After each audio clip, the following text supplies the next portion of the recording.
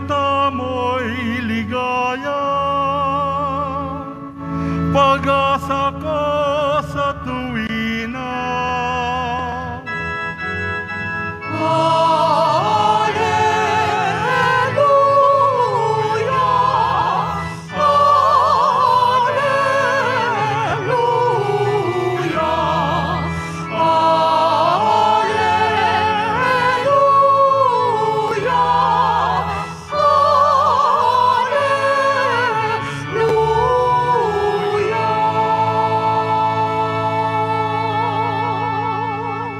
Sumainyo ang Panginoon. At sumayo rin. Ang mabuting balita ng Panginoon ayon kay San Mateo. Papuri sa iyo, Panginoon.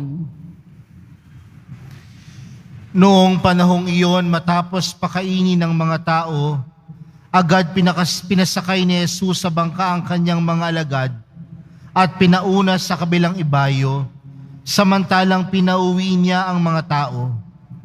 Pagkaalis ng mga ito, umahon siya sa burol upang manalangin. Nag-iisa siyang inabot doon ng gabi.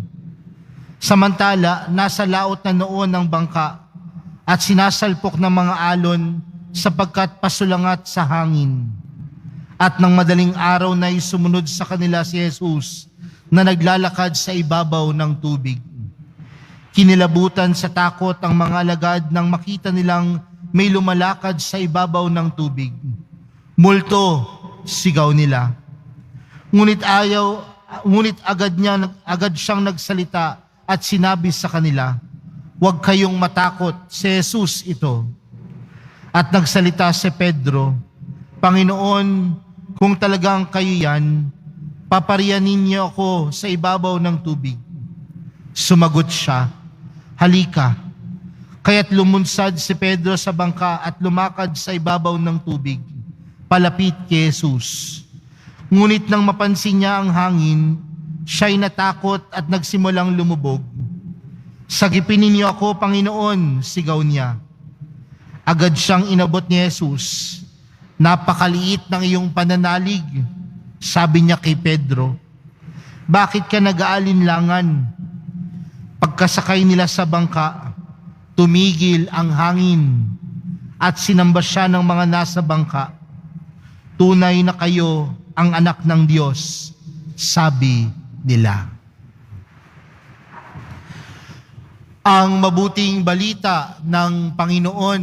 Pinupuri ka namin, Panginoong Hesukristo. Magsiupo muna tayong lahat. Magandang umaga po sa inyong lahat. Palakpakan po natin ang ating mahal na pong Jesus Nazareno. Mga kapatid, ang buhay po natin ay hindi perpekto. At kasama ho sa pagiging hindi perpekto ng mundo ay ang pagkaranas natin ng iba't ibang pagsubok. At ano po ang mga pagsubok na ito? Mga problema, mga hikahos, at mga hirap na maaring dinaranas natin sa ating buhay.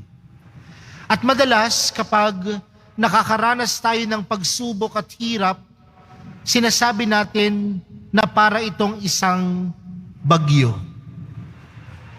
Pero tandaan natin sa ating bansa, mga kapatid, sa isang taon, maraming bagyo ang dumaraan sa ating bansa. Pero pansinin natin, sa kabila ng napakaraming bagyo na paglalagpasan natin, sa kabila ng napakaraming hirap na paglalagpasan natin, kaya nga mga kapatid, sa buhay, kahit hindi siya perpekto, kahit maraming problema, kahit maraming unos na hinaharap, na paglalagpasan ang lahat. Bakit? Dahil sa pananampalataya.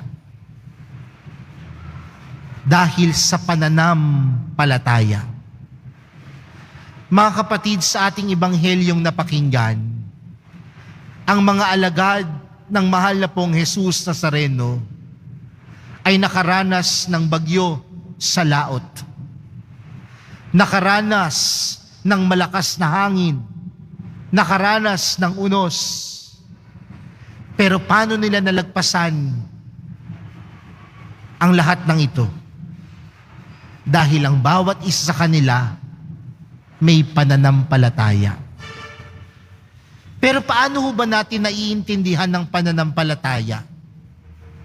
Marahil para sa ating mga Katoliko o Kristiyano, ang unang bagay na pumapasok sa ating isipan kapag sinabi natin ang tao ay puno ng pananampalataya, madasalin. Laging nasa loob ng simbahan, laging nagdarasal, laging nagtitirik ng kandila. Tila ang pananampalataya sa atin ay yung pagkilos natin sa harapan ng Diyos. Kung paano natin binibigyan ng papuri ang Diyos. Pero mga kapatid, mas magandang unawain ang pananampalataya sa ganitong paraan na ang pananampalataya ay kung paano kumilos ang Diyos sa buhay natin. Kung ano ang kaya ng Diyos na gawin sa buhay natin. Yun ang pananampalataya. Yung pagpapaubaya natin sa Diyos na kaya niyang gawin ang kahit ano sa buhay natin. Dahil alam naman natin mga kapatid, ang Diyos hindi nagpapabaya at hindi magpapabaya sa buhay natin. Kaya nga kung mapapansin po ninyo yung Ebanghelyo, nung sinabi ni Pedro, kung kayo po yan, Jesus, hayaan po ninyong lumapit ako sa inyo. Ano ang sabi ni Jesus? Halika. Dahil nandoon yung pananampalataya ni Pedro kay Jesus, lumakad siya sa tubig at nakalakad siya sa tubig. Tama ba? Pero bakit unti-unting lumubog si Pedro? Dahil nandoon yung pangamba, nandoon yung takot niya. Pero una sa lahat, alam niya na wala siyang kakayanang umapak sa tubig, makalakad sa tubig. Pero dahil nandoon yung pananampalataya at believe niya kay Jesus, nagawa niya. Pero kailan yun nawala? Nung nasubukan niyang makalakad sa tubig at nagsimulang magkaroon ng believe sa sarili. Anong pinupunto ko dito mga kapatid? Ang lahat ng bagay makakaya at malalagpasan natin kung nandoon ang believe natin sa Diyos. Pero oras na nagsimula ng bumilib ka na lamang sa iyong sarili, unti-unti kang lulubog. Unti-unti kang lalagapak. Unti-unti kang bababa. Kaya nga, mga kapatid, ang pananampalataya ay kung paano nating tunay na binibigyang halaga ang Diyos sa buhay natin. At kung siya ay binibigyang halaga natin sa kahit anong pagsubok at hirap, alam natin na ang lahat ng ito ay kaya nating malagpasan. Mga kapatid, hindi ho perpekto ang buhay. Pero ang buhay ay pwedeng maging maganda kung buhay ang pananampalataya at pagtitiwala sa Diyos.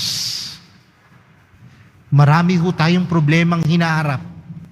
Marami po tayong problemang at pagsubok na hinaharap at nalalagpasan dahil alam natin na nandyan ang Diyos. Pangalawang bagay mga kapatid, nakita natin na ang pananampalataya ang tunay na magtataas sa atin kapag tayo ay nalulubog at nahihirapan. Pero sa ating ebanghelyong napakinggan, namulat ang mga mata ng mga alagad ng Panginoon At anong pagkamulat ang nangyari sa kanila? Sa dulo ng Ebanghelyo, ang sabi nila, tunay na kayo ang anak ng Diyos. Sa madaling salita, mga kapatid, ang pananampalataya ay kung paano natin nakikita ang Diyos sa ating pang-araw-araw na buhay. Kung paano natin hinahayaan ang Diyos na tunay na magpaka-Diyos sa buhay natin sa araw-araw. At ano pong pinupunto ko dito, mga kapatid? Ang mga alagad, nandoon yung kanilang pagdududa. Yung mga alagad, tila nandoon yung kanilang pangamba at takot. Pero ano ang nagpabago sa kanilang pananaw? Namulat sila na makita nila kung paanong kumilos ang Diyos sa kanilang buhay.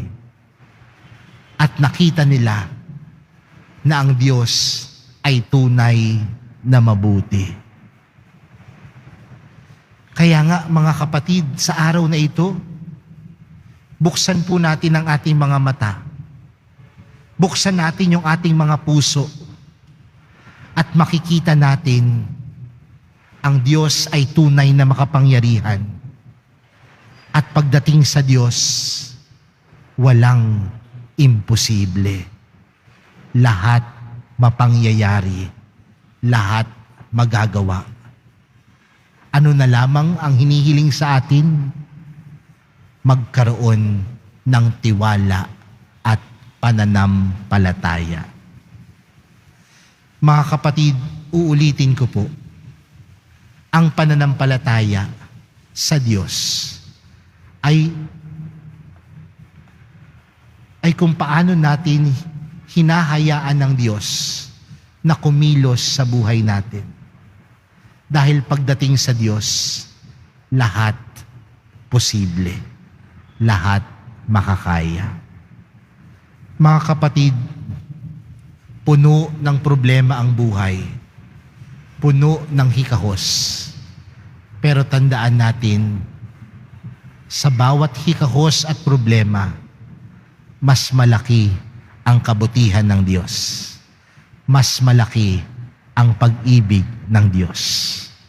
At kung ganoon ang ating paniniwala, malalagpasin natin ang lahat ng ito dahil ang bawat isa sa atin may pananampalataya sa mahal na pong Jesus Nazareno.